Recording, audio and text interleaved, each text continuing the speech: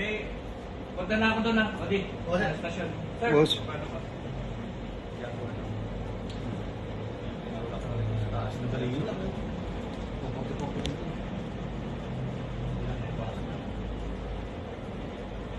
Pang-order dito sa dyan.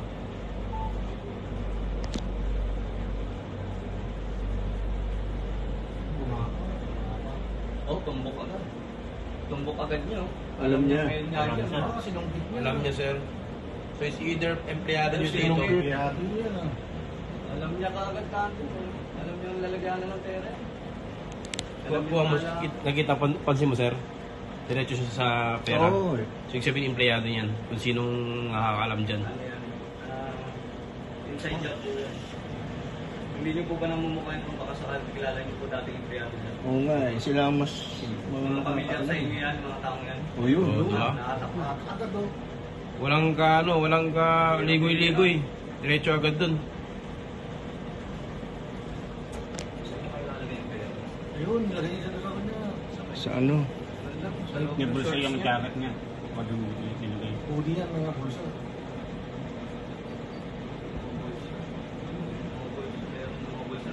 Gamit mo. Ano siya, mga pera dyan, mga coins? Hindi, puro kasi. Eh, May bills. May papel din. Bills. So, lumagapang siya eh. no? Bumalik pa doon. Naabot niyo siya. Kaya nahulog. May nahulog ka, dyan niya aabot sa kasama niyo yung ano. Ang ganda rin ng ingat. Ay hindi niya inabot. Puro hindi siya lumabas. Inside dyan to. Pag kanya, nakakaano. Siguro natin kumalis. Sinara pa. Putangin na. Sinara pa ulit. Oh, di ba? Sinira pa.